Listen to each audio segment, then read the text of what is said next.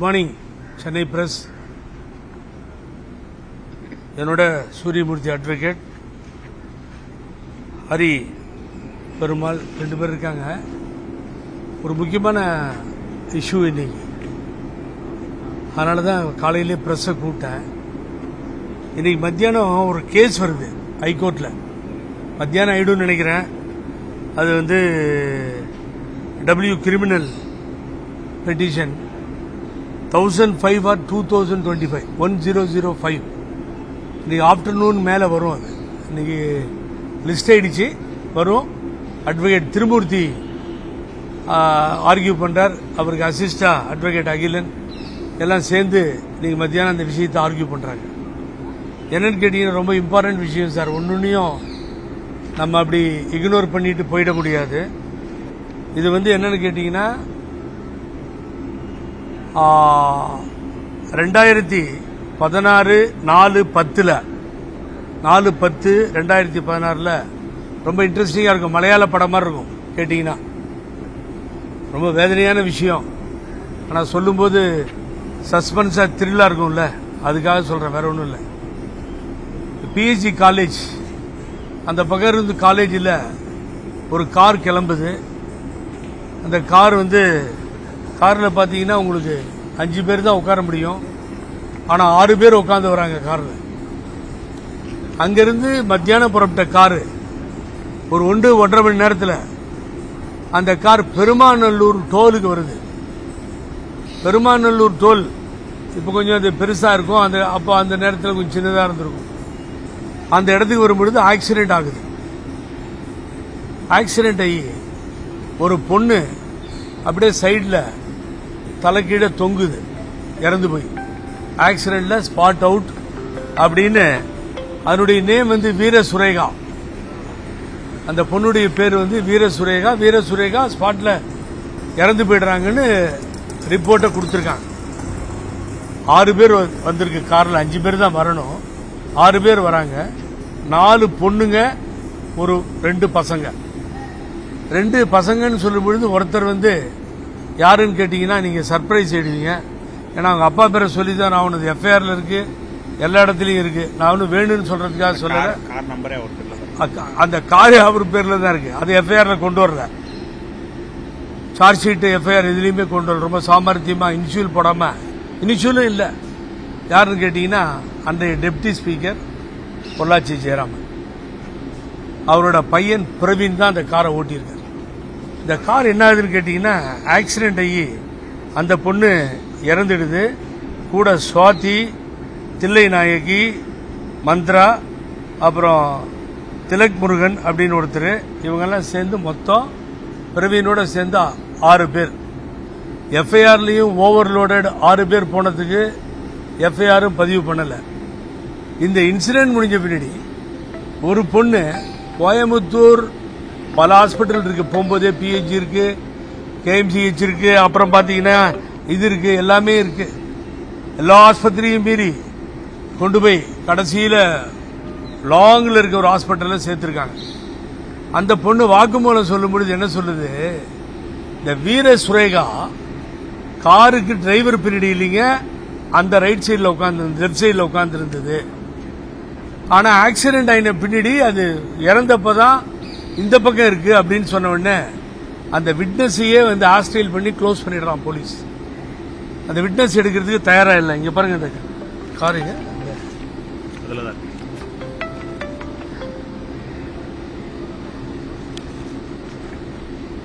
எப்படி பாருங்க, கால் தொங்குது பாருங்க சைட்ல.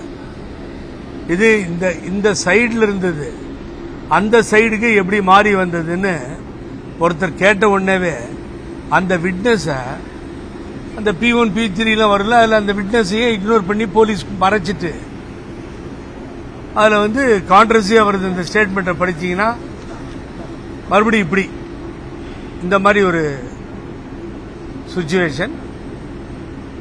2 போட்டோவையும் நீங்க எடுத்துக்கோங்க, கையில வேணாம், நான் தரேன். ஆகவே இந்த மர்டர் ஆன உடனே என்னாச்சுன்னு கேட்டீங்கன்னா, 2 பேர் வழியில போறவங்க பார்த்தாங்களாம். அப்ப ஆக்சிடென்ட் ஆன அந்த கார் நின்னுச்சான். அந்த ஆக்சிடென்ட் ஆன கார் நின்னா, அந்த ஆக்சிடென்ட் கார் நின்னுச்சு. நடுவில் ஒரு நாய் ஓடிச்சு, அதனாலதான் ஆக்சிடென்ட் ஆச்சுன்னு சொன்னாங்க அப்படின்னு 2 பேர் யாரையோ விட்னஸ் சொல்ல வைக்கிறாங்க. இது ப்ராசிக்யூஷன் பண்ணதா போலீஸ் பண்ணதா எனக்கு தெரியாது. அந்த 2 பேரும் பார்த்ததா சொன்ன காரினுடைய நிறம் கருப்பு நிறம், எஃப்ஐஆர்ல இருக்கிறது பிளாக். சரி கொஞ்சம் தோண்டி பார்ப்போமே அப்படின்னு சொல்லிட்டு அதையெல்லாம் எடுத்து பார்த்தீங்கன்னா அது கருப்பு நிறம் கார் அல்ல. அந்த ரேபிடோ கார்ல வந்த நிறம் வந்து அந்த சில்வர் கலரும் மாறுது. விட்னஸும் ஸ்டாண்ட் இல்ல. சரி, ஓட்டிட்டு வந்தார்ல ஒரு பப்ளிக் சர்வெண்டோட சன்னு, அன்றைய டெப்டி ஸ்பீக்கர், அவரோட சன்னு தானே ஓட்டிட்டு வந்தாரு.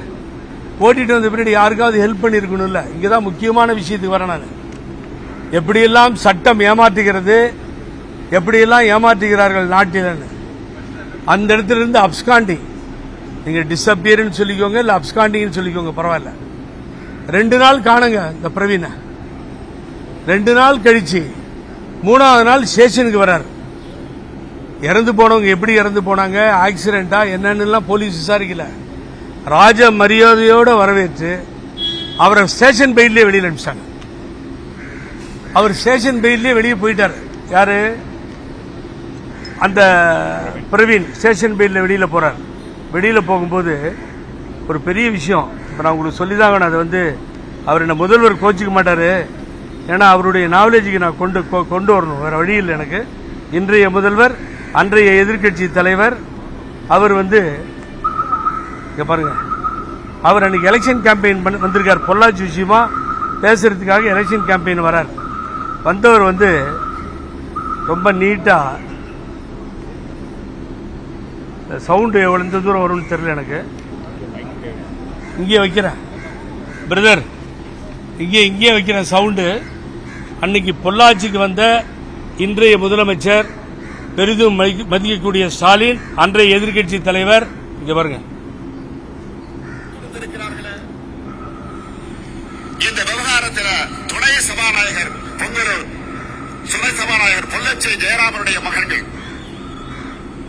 எந்த அளவிற்கு சம்பந்தப்பட்டிருக்கிறார்கள் என்பதை போலீசார் வெளிச்சத்திற்கு கொண்டு வர மாட்டார்கள். 2 வருஷத்துக்கு முன்னாடி என்ன நடந்துச்சு, ஏற்கனவே பத்திரிகையில செய்தி வந்துச்சா இல்லையா?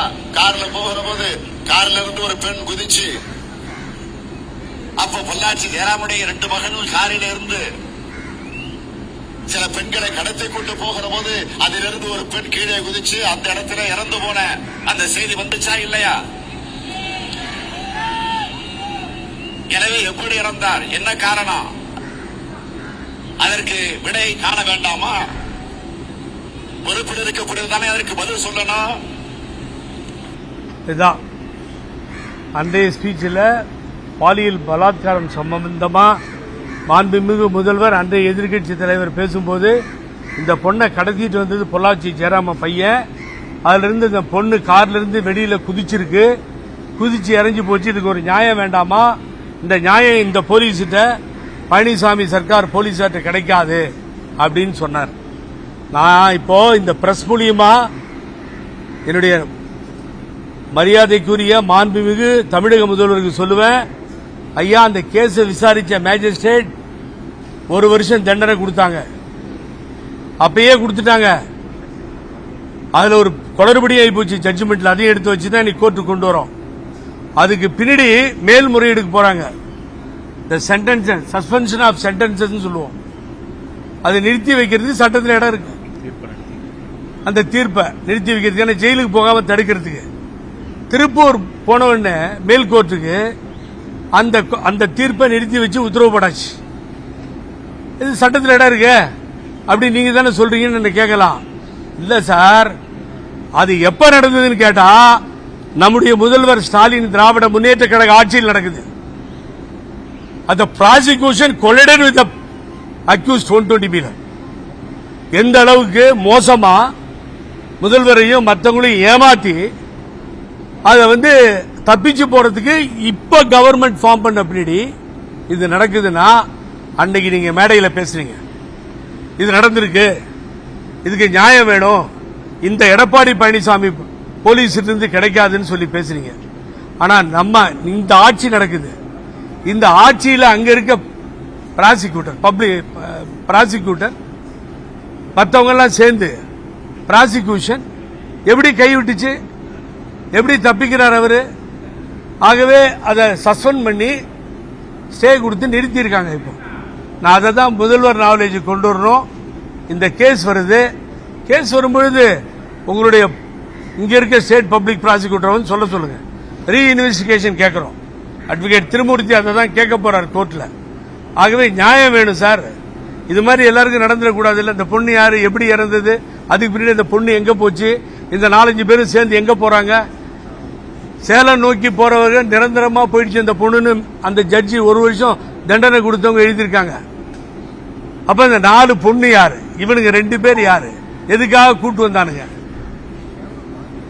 என்னங்க நியாயம்? எங்கேயோ கண்ணுக்கு தெரியாம மறைக்கப்படுற அநீதிகள், அதிகாரத்தையும் ஆட்சியையும் கையிலே வைத்துக் கொண்டு போட்டு மெரிப்பது. முதலமைச்சர் சொன்னது போல துணை சபாநாயகருடைய குடும்பம் செய்தது. இது நியாயமா?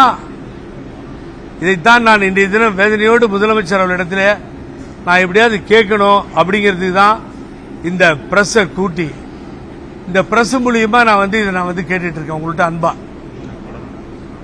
இதே மாதிரி தான் சார், தயவு செஞ்சு கவனிங்க. என்ன முதல்வர் மேல நான் ரொம்ப மரியாதை வச்சிருக்கேன், நான் அன்பு வச்சிருக்கேன், நான் மாற்றி பேச மாட்டேன். ஏன்னா இந்த திராவிட இயக்கத்தினுடைய பெயரை சொல்லுவதற்கு துணிந்து நிற்பதற்கு ஒரு கட்சி இருக்குன்னா திமுக, பிஜேபி எதிர்த்து. அதனாலதான் தனிப்பட்ட முறையில் எனக்கு மரியாதை. ஆனா நம்ம ப்ராசிக்யூஷனே நீங்க தேர்தல் நேரத்தில் மேடையில் பேசுற வாக்குறுதியா நீங்க கொடுத்தீங்களே, அந்த வாக்குறுதி காணாம போயிடுச்சு சார். பொள்ளாச்சி தேர்தல் பிரச்சாரத்தில் பொள்ளாச்சி ஜெயராமனுடைய பையன் ஒரு பொண்ணை கடத்திட்டு வந்து அதை இது மாதிரி பண்ணிட்டாங்கன்றது நீங்க சொல்லியிருக்கீங்க. இது எவ்வளவு வேதனையா இருக்குன்னு சொல்லி தான் முதல்வர் நாலேஜ் கொண்டு வரதுக்காக இந்த பிரஸ் மீட். இல்ல நீங்க ஏதாவது கேட்கறதுன்னா கேட்கலாம். இதே மாதிரி தாங்க கொடநாடு அடிச்சுக்கிறோம். இதே மாதிரி தாங்க கொடநாடு 18 பேரை காமன் ஆர்டர்ல விசாரிக்க சொல்லி உத்தரவு போட்டும் 17 பேர் விசாரிக்கப்பட்டிருக்கின்றார்கள், திருமதி வி கே சசிகலாவையும் சேர்த்து. ஒருவர் விசாரிக்கவில்லை. இந்த நாட்டினுடைய மாமனிதர், அறிவாய்ந்தவர், தமிழ் பண்டிட், தமிழ் புலவர், பேரறிஞர், உலகமகா தலைவர் எடப்பாடி பழனிசாமி. அந்த ஒருத்தரை மாத்திரம் விசாரிக்காம அப்படியே நிறுத்தி வச்சுட்டாங்க கம்ப்ளீட்டா. இது இண்டிகேட் பண்ணதில்ல. இப்ப இந்த பெருமாநல்லூர் நடந்த விஷயம் அதே மாதிரி தானே கொடநாள்லயும் நடந்திருக்கும். ஏன் நீங்க ஆக்ஷன் எடுக்க மாட்டேங்கிறீங்க? இந்த சுறுசுறுப்பா நான் பாராட்டுறேன். இப்ப நேரா விஜய் விஷயத்துக்கு போனாரு மாண்பு முதல்வர் அவர்கள். நேரா போயிட்டாரு. அங்க உடனே ராத்திரியோட ராத்திரியா போறார். போயிட்டு அங்க வேண்டிய உதவிகளை செய்தார். அங்க இருக்கவங்கள பார்த்தாரு.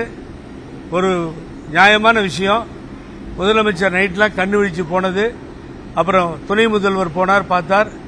நான் சென்ற விமானத்தில் தான் நீதிபதி அருணா ஜெகதீசன், நாடாளுமன்றத்தினுடைய தலைவர் கனிமொழி மற்றும் துரை வைகோ அண்ணனுடைய மகன் எல்லாம் வந்தோம், போயிருந்தாங்க. நாங்க சார் 17 வயசுல ஒரு பொண்ணு ஆஸ்பத்திரியில் போய் பார்த்தா அடிபட்டு கிடக்குது. ஏமா நீ இந்த வயசுல இங்க போய் இந்த கூட்டத்தில் மாட்டிக்கிட்டுன்னு கேட்டா, உன் கூட யாரும் வரலையான்னு கேட்டேன்.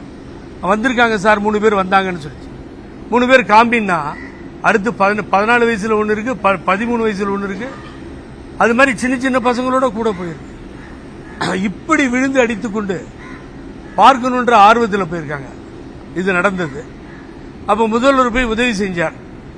நான் இந்த நேரத்தில் இங்க பழனிசாமியை அரசியல் பேச அந்த விஷயத்தில் விரும்பல. ஆனாலும் எனக்கு துடிக்குது. ஏன்னு கேட்டீங்கன்னா, அனைத்து இந்திய அண்ணா திராவிட முன்னேற்ற கழகத்தில் நாங்கள்லாம் உறுப்பினர்கள். எங்களுக்கு எல்லா உரிமைகளும் இருக்கு. யார் அப்ப வீட்டு சொத்து பணமும் கிடையாது. அதிமுக தொண்டர்கள் பணம், தலைவரும் அம்மாவும் அங்க இருப்பு வச்சுட்டு போன பணம், ஜானகி அம்மாள் கொடுத்த அலுவலகம். இந்த எடப்பாடி பழனிசாமி அங்க போய் நின்றுட்டு குறை சொல்றீங்களே. ராகுல் காந்தி என்ற காங்கிரஸ் தலைவர் 2 கோடி ரூபாயை டெல்லியில் இருந்து அறிவிக்கிறார்.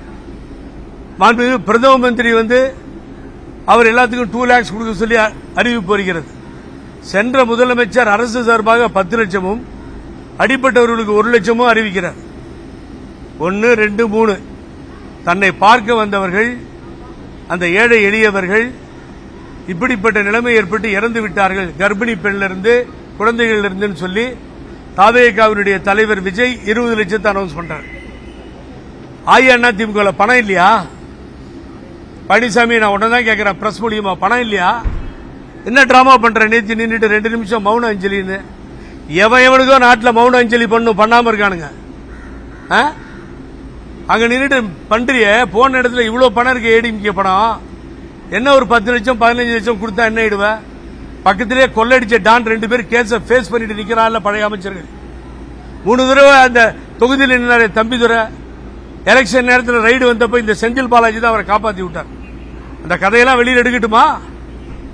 யாருமே ஏடிஎம்கேல இருந்து முன் வந்து ஹெல்ப் பண்ண மாட்டீங்களா? பர்சனலா கேட்கல, கட்சி பணத்தை கொடுக்கறதுக்கு என்ன கேடு இவனுக்கு?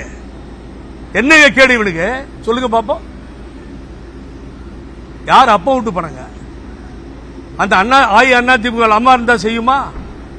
இப்ப கொரோனா டைம்ல போய் கொடுத்தீங்கன்னா முதலமைச்சர் 1 கோடி ரூபாய், நீங்களும் அண்ணன் ஓபிஎஸ் இருந்தாலும் அது நடந்தது. அடுத்த ஸ்டேட்ல கேரளாவில் லேண்ட் ஸ்லைடிங் ஆச்சுன்னு அங்க கொண்டு போய் ஒரு பணத்தை கொடுத்தீங்களே. அப்ப கரூர்ல இருக்க தமிழ் மக்களா தெரியலையா? அவங்கள விரோதிகளா தெரியல. பழனிசாமிக்கு நீ டிராமா பண்றியா? பண்ணி தங்கமணிகிட்ட வேலுமணிகிட்ட இல்லாத பணமா? உங்ககிட்ட இல்லாத பணமா? ஏன் சார் உதவிக்குறை நீட்டுறதுக்கு மனசு வர மாட்டேங்குது? போற இடத்துக்கு காசு கொடுத்து கூட்டத்தை சேர்க்கிறீங்கல்ல. நான் விஜய் அவர்களை பார்த்து ஒன்றே கேட்கிறேன், பிளீஸ், உங்களை எப்ப கீழே விடுவீங்கன்னு தான் மற்ற அரசியல் கட்சி பார்த்துக்கிட்டு இருக்கான். எப்ப விஜய் கீழே விடுவார்? இந்த எஸ்ஆ ஆர்டினரி கிரௌடு மேல போயிட்டே இருக்கு, இது எங்க போய் முடியுமோன்ற பயம் மற்ற கட்சிகளுக்கு வந்தது. நான் அவங்கள மாதிரி கண்ணாபிடான்னு பேசிக்கிட்டு திட்டிக்கிட்டு அந்த விஜய வாயில வந்து பேசுறதுக்கு நான் தயாரா இல்லை. அவர் என்ன பண்ணிருக்கணும்னா அந்த இடத்தை விட்டு வந்திருக்கூடாது. வந்தவர் திரும்பி அங்கேயே போயிருக்கணும். அவர் கூட இருக்க இந்த புசியும் இன்னொருத்தரும் ஆன்டிசிபேட்டரி பெயில் போடுறீங்க. ஏன் போடுறீங்க? அரெஸ்ட் பண்ணிட்டுங்க, உங்களை அனுமதி தரலாம், மீறி போங்க, அரெஸ்ட் பண்ணிட்டோம். 41 பேர் சாகல. ஒரு அரசியல் கட்சிக்கு போய் நின்றுட்டோம்னா முன்னாடி அந்த தொண்டர்கள் முக்கியம், நம்மளும் சாகிறதுக்கு ரெடியா இருக்கணும், அரெஸ்ட் பண்ணா உள்ள போறதுக்கு ரெடியா இருக்கணும். எவ்வளவு செடிசன் கேஸ் அண்ணன் சம்பத்தோட இருந்தப்போ 11 கேஸ் சம்பத் மேல. இதெல்லாம் பார்த்துதான் அரசியலுக்கு வந்திருக்கோம். அப்ப எதுக்கு ஆன்டிசிபேட்டரி பெயில் ரிஜெக்ட் ஆச்சுன்னா உங்களை அரெஸ்ட் பண்ணிடுவாங்க தெரியுமா? சட்டம் வக்கீலுங்க இருக்காங்க, கேளுங்க. நீங்களே போய் உங்களை மாட்டுறீங்களா? விஜயை பொறுத்தவரை அதாவது அடுத்த நாள் எவ்வளவு பேர் என்னென்னவோ சொல்லுவான். அடுத்த நாள் போய் திருப்பி ஆஸ்பத்திரியில போய் ஏறினா அப்புறமா இதே கிரௌடு கண்டா அப்படின்னு மேல ஏறி அங்க இருக்க டாக்டர் நர்ஸை தள்ளி இன்னொரு 5-10 இன்சிடென்ட் சாவுலாம் ஆச்சுன்னு வச்சுக்கோங்க, அது வேற மாதிரி போய் முடிஞ்சிடும். ஆகவே இங்க கேட்டு பர்மிஷன் கேட்டு கொடுக்கலன்னு கரெக்ட். 1 நாள் ஆச்சு, 2 நாள் ஆச்சு. இனி நீங்க நேரா போக வேண்டியதான். புரட்சி தலைவர் எம்ஜிஆருக்கு வராத கூட்டமா?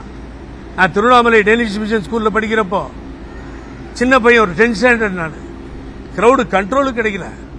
தலைவர் உள்ள வரணும், ஒரு பரதநாட்டியம் முடிஞ்ச உடனே லைட் ஆஃப் ஆயிடுச்சு. இதே மாதிரி என்னடா லைட் ஆஃப் ஆயிடுச்சுன்னு எல்லாம் பார்த்தா திரும்பி லைட்டை போடும்போது தலைவர் ஸ்டேஜில் உட்காந்துருக்காரு. மேக்சிமம் ஸ்டேஜை தான் செலக்ட் பண்ணுவார். எப்படிடா வந்தாருன்னா பின்பக்கம் அந்த வாலில் செவிரேறி குச்சி உள்ள வந்திருக்காரு. முதல்ல தொண்டர் படை அந்த படை இதெல்லாம் ரெடி பண்ணி வச்சுக்கிட்டு வேணுங்கிற தண்ணி அத்தனையும் வச்சுக்கிட்டு அங்க போயிருக்கணும். ரைட், நடந்துச்சு, விடுங்க. இப்ப நீங்க ஒன்னும் உங்களை மிரட்டுறாங்க. ஒரே ஒரு கேள்விதான் நான் கேட்கிறேன், போலீஸ் மேல தப்பே இல்லையா? காவல்துறை எந்த தப்புமே பண்ணலையா சார்? நியாயமா பேசுவோம் சார். ஏன் நான் முதல்வரை கேட்கிறேன்னு சொல்லி கேட்டா, நான் அன்போட பக்கத்தில் கர்நாடகாவில் கிரிக்கெட் கப்பு ஒரு விஷயம் நடந்தது. அந்த மேட்டர் நடந்தோடனே 11 பேர் செத்து போயிட்டாங்க. சின்ன இடம், இது மாதிரி சின்ன இடம், ரஷ் தாங்காம அந்த ஆர்சிசி கோப்பையை வெளியில் எடுத்து வந்தோடனே நெரிச்சு படித்தவர்கள் பண்பாளர்கள் எல்லாம் கிராஜுவேட்ஸ் பசங்க உள்ள பூந்து நெரிச்சல்ல 11 பேர் அவுட்டு. என்ன நடந்தது தெரியுங்களா சார்? ஹிஸ்டரியில் இல்ல. Commissioner suspended sir, joint commissioner suspended, additional commissioner suspended, jurisdiction, AC, inspector எல்லாத்தையும் சஸ்பெண்ட் பண்ணிட்டாங்க. கப்பை பிடிங்கி வச்சுக்கிட்டாங்க. அப்போ ஒரு நேரோ இடத்துல ஒரு இடத்தை செலக்ட் பண்ணி கொடுக்கும்போது இந்த இடத்துக்கு இவர் வந்தா கூட்டம் ஏறும். கூட்டம் ஏறினா இப்படி சாவுன்ற நிலைமை வரும். யோ கொடுக்க முடியாது, போப்பா ஒரு கிரவுண்ட்ல போய் நடத்திக்கோங்க, அந்த கிரவுண்டை நீங்களே செலக்ட் பண்ணிட்டு வாங்க. ஒரு ஸ்டேஜ் தானே போட போறீங்க, ரோட் ஷோ வேணாம். ரோட் ஷோவை முதல்ல நிறுத்துங்க சார். ரோட் ஷோ எதுக்கு வேணும்? பழனிசாமி பண்ற கட் அவுட் இருந்தா டிராபிக் ராமசாமி இல்லையான்னு வேதனைப்படுறேன். எல்லாத்தையும் ஒருத்தர் கிழிச்சிட்டு வந்திருப்பார். எல்லாத்தையும் 10 அடிக்கு ஒரு கட் அவுட், ரோட் ஷோ, இதெல்லாம் தேவையாங்க? கிரவுண்ட்ல போய் நடத்திருந்தா அது வந்திருக்குமா? ஆகவே நான் அன்போடு விஜய் அவர்களுக்கு எதை தூட்டுவார் தூட்டட்டும், போட்டுவார் போட்டட்டும். ஆகவே நீங்க நேரடியா அந்த ஸ்பாட்டுக்கு போனீங்கன்னா எல்லா பிரச்சனையும் சால்வ் ஆயிடும். இன்னும் ஒரு சின்ன இன்சிடென்ட் சொல்றேங்க. இப்படி சுத்தி பார்த்துக்கிட்டே வரோம். இன்னொரு பொண்ணு, முஸ்லீம் பொண்ணு, அது அங்க போய் நின்றுட்டு என்னமான்னா, இந்த இடத்துல நரம்பு கட்டை இருக்கு, ரஷ்ல மாட்டிக்கிட்டு, ஏமா நீயே இப்படி இருக்க, ஏமா போனா அவங்களுடைய அக்காவோ அம்மாவோ சொல்றாங்க பதில், ஹார்ட் ஆபரேஷனை வெளியில வந்திருக்குங்க. அந்த ஹார்ட் ஆபரேஷன் வெளியே வந்த கையோட பாக்குறதுக்கு போகுது. ஏமா இது ஹார்ட் ஆபரேஷன் இப்பதான் வெளியில வரீங்க, அந்த ஆர்வத்தோட போய் பாக்குறீங்க. ஆகவே உங்கள் மீது உயிரியே வைத்துக் கொண்டிருப்பவர்களை போய் பார்க்க வேண்டும். அரெஸ்ட் பண்ணா அரெஸ்ட் பண்ணட்டும் சார், சுட்டா சுடட்டும் சார். நாட்டில் எல்லா தியாகத்திற்கும் தயாரா இருந்தா தான் சார் அரசியலில் கால வைக்கணும். அமரர் ராஜீவ்காந்திக்கு நடக்கலையா சார் ஸ்ரீபெரும்புதூர்ல? ஆகவே இதையெல்லாம் யோசிச்சு நீ பர்மிஷன் கொடு, கோர்ட்டுக்கு போ, ஆன்டிசிபேட்டரி பெயில கொடு. நோ, மக்களிடத்திலே போங்க, 41 வீட்டுக்கு போங்க, அவங்கள சந்திங்க, அரசியல் மாறும். இதுதான் நான் அவருக்கு சொல்ற அட்வைஸ். கண்ணா அப்படின்னா வலைத்தளங்கள்லயும் வாயில என்னன்னா கெட்ட வார்த்தை வருதோ அத்தனையும் திட்டுறானுங்க சம்பந்தம் இல்லாம. ஆகவே நியாயமா நீங்க கூர்ந்து கவனித்தால் காவல்துறை சரியான நடவடிக்கை எடுத்திருக்க வேண்டும் என்பதுதான் என்னுடைய கணிப்பு. அந்த இடத்தை கொடுத்திருக்க கூடாது. நேரோ பாயிண்ட் அது, அங்கதான் பிரச்சனையா ஆச்சு. லேட்டா வந்து இன்னொரு தப்பு. எனிதிங் அந்த இது எங்கப்பா, இந்த கலர் போட்டோ எடுத்து இந்த நயானி ஓடி சீக்கிரம். கலர் இல்லையா? உள்ள இருக்கானா?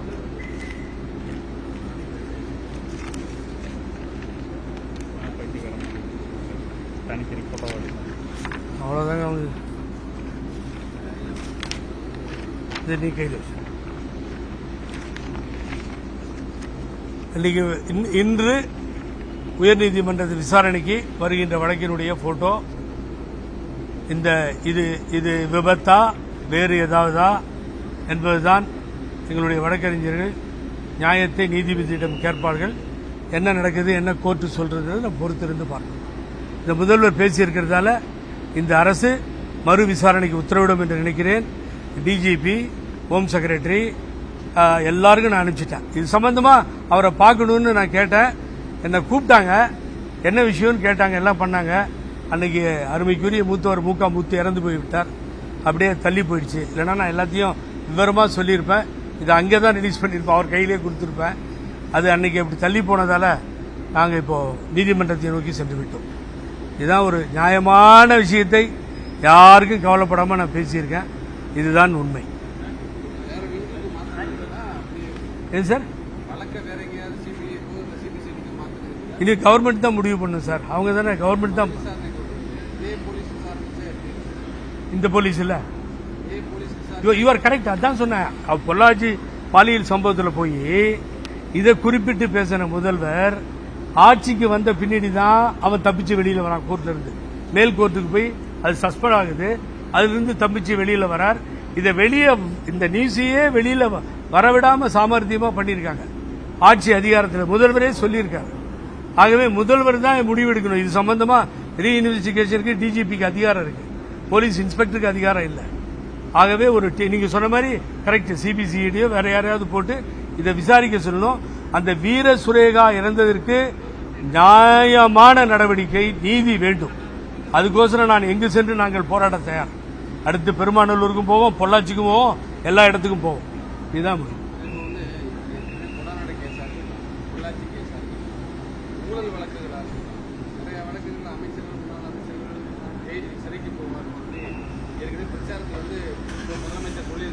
கமிஷன் போடுறேன்னு சொன்னார்.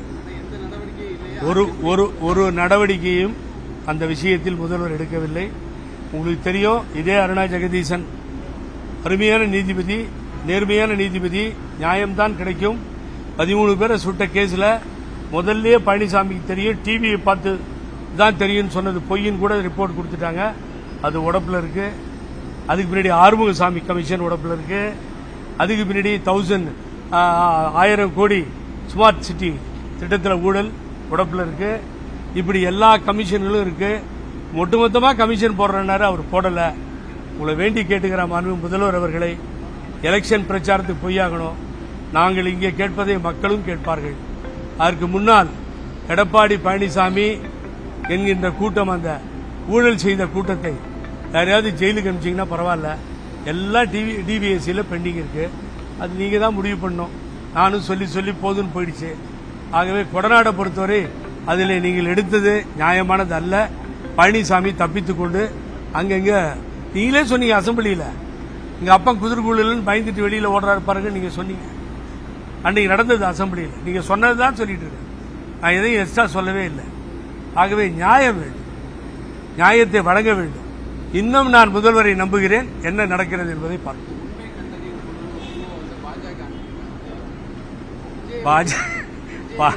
பாஜக உண்மை கண்டறியும் குழு, இங்க இருக்கவங்களாம் உண்மை தெரியாதா நமக்குலாம்? அது ஹேமமாலினி என் தமிழ்நாட்டில் பிறந்தவங்க தான். அந்த அம்மா வந்து வணக்கம் வச்சுட்டு ஆரம்பிச்சது. அவங்களுக்கு இதுல ஏதாவது எந்த இடத்துலயாவது ஒரு லாபம் கிடைக்குமா அப்படிங்கிற நோக்கோட இப்ப நீங்க கேள்வி கேட்குறீங்க. சாயங்காலம் உங்க வீட்டுக்கு வரேன் நான் உங்களை பார்க்கறதுக்கு. உங்களால இன்னைக்கு ஏதாவது ஆகும்னு நினைச்சிட்டு வந்தா அது நல்ல ஃப்ரெண்ட்ஷிப்போ பண்போ இல்லை. ஆனா பாரதிய ஜனதா பொறுத்த வரைக்கும் எங்கேயாவது நியாயம் கிடைக்குதா? இது விஜய் நம்மகிட்ட வந்துருவாரா? இத பணம் கொடுக்காமலே பேசுற பழனிசாமி விஜய் நம்மகிட்ட வந்துருவாரா அப்படின்னு நினைச்சாங்கன்னா அது சுயநலம், அது சரியான முடிவு அல்ல. ஆகவே நியாயம்தான் இங்கே பேச வேண்டும். இதுவரைக்கும் முதல்வர் எதுவும் பேசல, அது வரைக்கும் பாராட்டலாம். பட் இதை பாரதிய ஜனதா கட்சி யாருமே சரி சார், தயவு செய்து அரசியலாக்க வேண்டாம். இந்த 41 பேர் உங்களோடு பிறந்த சகோதரிகளாக சகோதரர்களாக நினைத்துக் கொள்ளுங்கள். அதில் உட்காந்து அசிங்கமா பேசிக்கிட்டு டிபேட்ல பேசிக்கிட்டு கேவலமா நடந்துக்காதீங்க. அவர் நம்ம குடும்பத்தை சார்ந்தவர் எழுந்து விட்டார்கள். இந்த இதயத்தில் அந்த வலி போகவே போகாது. ஆகவே அப்படித்தான் நீங்கள் பார்க்க வேண்டுமே தவிர இவன் வாயில வந்தெல்லாம் பேசுறான். அந்த யாராவது பிரச்சாரத்துக்கு போறவங்க இவங்கெல்லாம் சாவுட்டுன்னு போவாங்களா? நெவர். தப்பு. நீ ஒரு லிமிட்டுக்கு மேல போய் ரகலை பண்றீங்க. போகாத தப்புங்க போயிருக்கணும் விஜய், அவ்வளவுதான். கரெக்ட். அது அருமையான வார்த்தையை சொன்னார் சார். அரெஸ்ட் பண்ணா என்ன பண்ணுங்க, அங்க இருக்க என்னுடைய கட்சி மாவட்ட செயலரை பண்ணாதீங்க, கட்சிக்காரங்களை பண்ணாதீங்கன்னு தலைவர்கள் சொல்றது நியாயமானது. நான் சொல்றது ஒத்துக்கிறேன். ஆனா விஜய் இல்ல அது அவருடைய அவர் சொன்னது இல்ல, அது தப்பு, சொல்லக்கூடாது. அது மாதிரி சொல்ல பழி வாங்குறது. முதல்ல ஒரு தடவை என்ன சொன்னார், அங்கிள் அப்படின்னு கத்தினார். அதெல்லாம் அந்த வார்த்தைகள்லாம் நம்ம எடுத்துக்க முடியாது, ஒத்துக்க முடியாது. இதை எங்க சொல்லியிருக்கணும் விஜய்னா, என்னுடைய ஆசையெல்லாம் கரூர்ல போய் சொல்லியிருக்கணும். 41 பாடியோட இருந்திருக்கணும். இன்னும் காலம் உங்களை கடந்து செல்லவில்லை. ஆகவே இப்பயாவது போங்க. அப்பயே போனீங்கன்னா மறுபடியும் கூட்டம் ஏறும், அந்த ஹாஸ்பிட்டல்லாம் இன்னும் கெலடா நடக்கும். வேண்டாம், இப்ப போங்க. செருப்பு எப்படி சார் வரும்? அதான் செருப்பு எப்படி உள்ள வரும்? ரொம்ப நீட்டா அடிக்கிறான் சார் செருப்பை. அவன் கவனத்தை செருப்புல அடிச்சு தான் கவனத்தை கொண்டு போவீங்களா? அதனால செருப்பால் அடிச்சு கவனத்தை கொண்டு இல்ல. அந்த செத்து போனவங்க அவர் எப்படி கன்ஃபார்ம் பண்ணாரு? மயக்கத்தில் விழுந்தாங்களா? செத்து ஒரு ரசிகர்கள் மத்தியில, கட்சிகள் மத்தியில, திமுக தலைவர் வரட்டும், பழனிசாமி வரட்டும், இல்ல பழனிசாமி யார் வரட்டும், அங்க போய் செருப்பு தூக்கி அடிச்சா மத்தவங்க பாக்குறவங்க விட்டுருவாங்களா? அது அருணா ஜெகதீசன் தான் சொல்லணும், நீதிபதி அருணா ஜெகதீசன் தான் சொல்லணும். ஏன்னா என்ன நடந்ததுன்னு கரெக்டா அந்த அம்மா சொல்லுவாங்க, வெயிட் பண்ணி பாருங்க. எனக்கு அதுல செருப்பு தூக்கி வீசுன்னு பார்த்தா அதனால சொன்னேன். சார் மற்ற இடத்துல நீங்க வீசிட்டு வெளியில வந்துருவீங்களா சார்? அங்கேயே அடிச்சு கொண்டுடுவான்.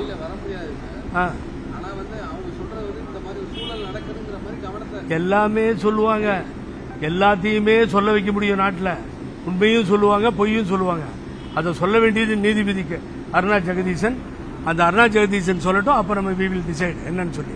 ஆனா அதுவும் சும்மா விட்டுறக்கூடாது, அதுக்கு நடவடிக்கை எடுக்கணும் முதல்ல.